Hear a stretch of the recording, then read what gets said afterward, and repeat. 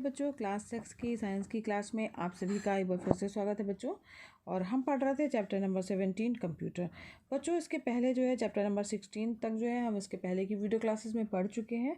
और अगर आपने अभी तक नहीं देखा है तो चैनल की प्लेलिस्ट है, क्लास 6 साइंस की प्लेलिस्ट बनी हुई बच्चों, उसमें सारे वीडियो क्रम से डले हुए हैं चैप्टर के अनुसार। और आप उन वीडियो को देख करके चैप्टर को अच्छे से समझ सकते हैं, साथ ही अभ्यास प्रश्न के कार्यों को भी अपना कंप्लीट कर सकते हैं। तो चलिए बढ़ते हैं अपने चैप्टर की ओर। तो बच्चों ये चैप्टर हम लोगों ने स्टार्ट कर दिया था और इसमें बच्चों हम लोगों ने कंप्यूटर की क्या परिभाषा है, उसके गुणों के बारे में, कंप्यूटर के विकास के बारे में, जो इसकी पीढ़ियां हैं, प्रथम द्वितीय तृतीय और चतुर्थ और पंचम पीढ़ी, उसके बारे में भी हमने जाना कि कब से कब तक है और इसमें किस टेक्नोलॉजी का प्रयोग किया जाता है। साथ ही बच्चों कंप्यूटर के प्रकार, जो जैसे कि एप्लीकेशन के आधार पर कितने प्रकार के कंप्यूटर होते हैं, साथ ही आकार एवं कार्य के आधार पर जो है वो कंप्यूटर कितने प्रकार के होते हैं, इसके बारे में भी हम लोगों ने जान लिया है।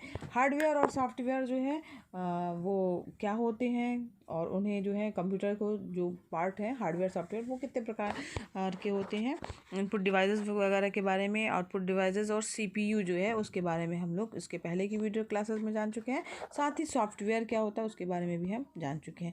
आज हमें बच्चों पढ़ना है पर्सनल कंप्यूटर के जो भाग होते हैं या पीसी जो जिसको कहा जाए, उसे हम कितने भागों में बांट सकते हैं और उनके क्या कार्य होते हैं। तो अगर हम बात करें बच्चों जो जनरली आप देखते होंगे पर्सनल कंप्यूटर जो है तो वो उन्हें अगर हम कहा जाए तो 3 भागों में बांट सकते हैं। डेस्कटॉप बोलते हैं, लैपटॉप बोलते हैं और पॉमटॉप बोलते हैं। ध्यान दीजिएगा बच्चों, डेस्कटॉप, लैपटॉप और पॉमटॉप। तो डेस्कटॉप की बात करें अगर हम, डेस्कटॉप कंप्यूटर तो सबसे ज़्यादा जनरली हम लोग जो है आप लोगों ने देखा होगा घरों में सबसे ज़्यादा जो है वो डेस्कटॉप का प्रयोग करते हैं हम लोग। यह डेस्कटॉप कंप्यूटर होता है जो कि एक डेस्क के ऊपर एक तरह से रखा जाता है और मेज के ऊपर जो है, डेस्क मतलब हुआ मेज, ठीक है। तो मेज के ऊपर जो है वो कंप्यूटर को रखा जाता है और इसका प्रयोग हम करते हैं। तो इसी चूँकि डेस्क के ऊपर रखा जाता है, मेज के ऊपर रखा जाता है, इसीलिए इसका नाम पड़ा है डेस्कटॉप या डेस्कटॉप पीसी, ठीक है। तो ऐसे कंप्यूटर जो है वो डेस्कटॉप कंप्यूटर कहलाते हैं। अगर अब दूसरा जो प्रकार है बच्चों वो है लैपटॉप कंप्यूटर। तो लैपटॉप कंप्यूटर, अब लैप मतलब होता है बच्चों, लैप का मीनिंग होता है गोद, ठीक है। तो ऐसे कंप्यूटर जिनको व्यक्ति जो है अपनी गोद में भी रख करके कार्य कर सकता है, तो ऐसे कंप्यूटर को लैपटॉप कंप्यूटर कहा जाएगा। और ये साइज़ में छोटे होते हैं और जो ये अब चूँकि हम अपनी गोद पे रख के काम कर सकते हैं, उसको छोटे भी होते हैं, तो इनको हम आसानी से एक स्थान से दूसरे स्थान पर ले जा सकते हैं, ठीक है। और पावर जो है के लिए जो है इसमें बैटरी होती है और एसी विद्युत दोनों प्रकार का जो है, मगर हम इसे अगर हम कहा जाए बच्चों तो इसे हम जो है वो बैटरी के माध्यम से भी चला सकते हैं और साथ ही अगर हम जो है प्लग लगा करके सीधे एसी के माध्यम से जो है लाइट के माध्यम से भी चला सकते हैं। तो ये हो गए हमारे लैपटॉप कंप्यूटर जो कि हम अपनी गोद में रख करके जिसको कार्य करते हैं। आपने देखा होगा बहुत लोगों के पास लैपटॉप कंप्यूटर को। अगला है बच्चों, तीसरा जो है इसका प्रकार है वो पॉमटॉप कंप्यूटर, है ना।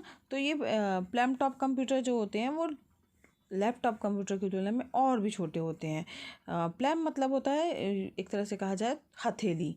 तो जिनको हथेली पर यानी अपने आप जो है जो हाथ है उसकी हथेली समझ रहे हैं, उस पर जो है रख करके अगर आप चला सकते हैं तो ऐसे कंप्यूटर क्या कहलाएंगे, आपके पॉमटॉप कंप्यूटर कहलाएंगे। और बच्चों ये इतने छोटे होते हैं कि इसको व्यक्ति अपने जेब में भी रख सकता है। अगर हम बात करें मोबाइल की, है ना, तो ये सब जो है ये सभी सुविधाएँ जो है वो मोबाइल में भी उपलब्ध हो गई हैं।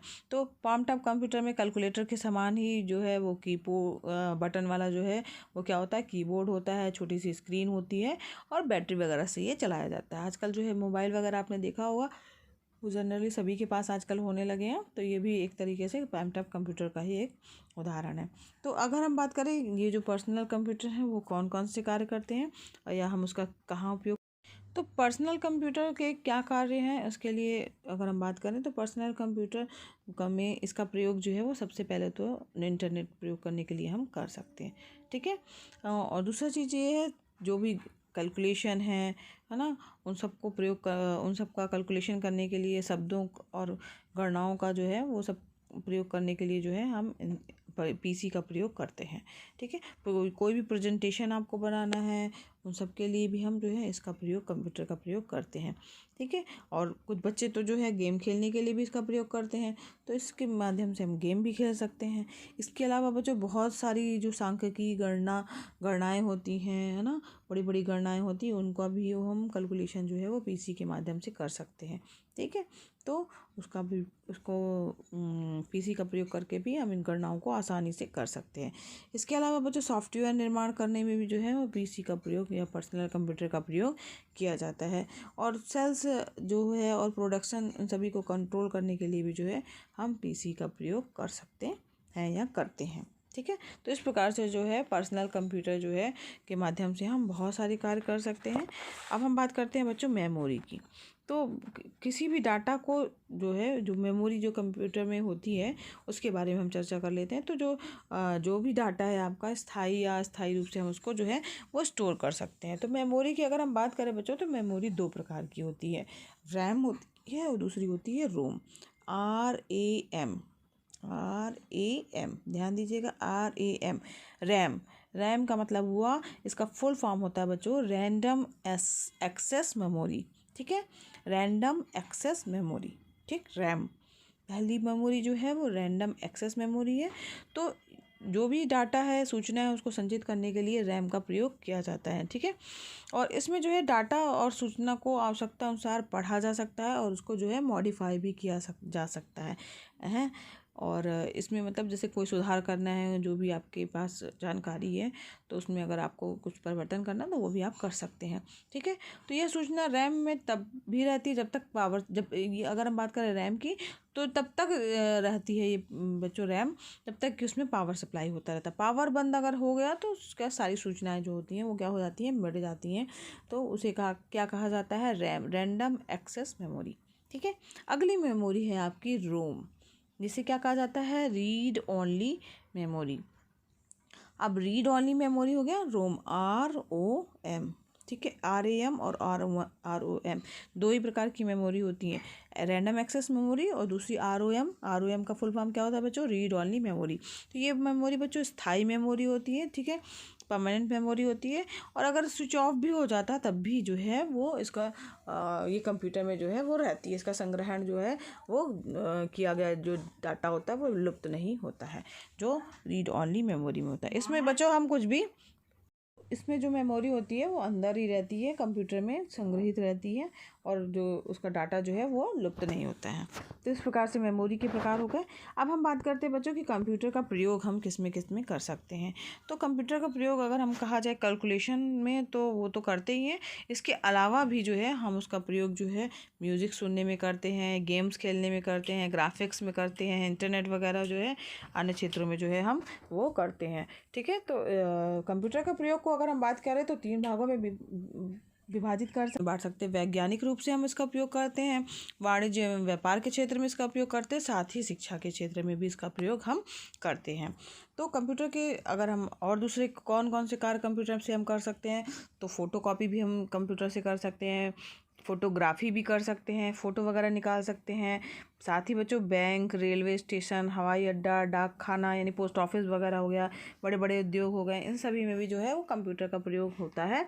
और आपने देखा भी होगा, हर जगह आप देखते होंगे, जब भी कहीं किसी बैंक में जा रहे हैं, रेलवे स्टेशन वगैरह में जा रहे हैं, हवाई अड्डे यानी जो एयरपोर्ट वगैरह हैं वहाँ जाते हैं, पोस्ट ऑफिस जाते हैं ना, तो उन सब में जो है वो कंप्यूटर जो है आपको दिखाई ही पड़ जाते होंगे।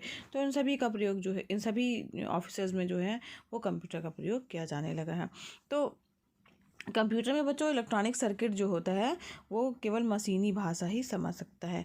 अगर हम बात करें बच्चों कंप्यूटर की लैंग्वेज की, कि इसमें जो है, तो अगर लैंग्वेज में अगर हम बात करें बच्चों, तो इसमें केवल 2 ही अंक होते हैं। तो अगर हम बात करें बच्चों कि इसमें जो अंकों की, तो यहाँ पर 2 ही अंक होते हैं, 0 और 1।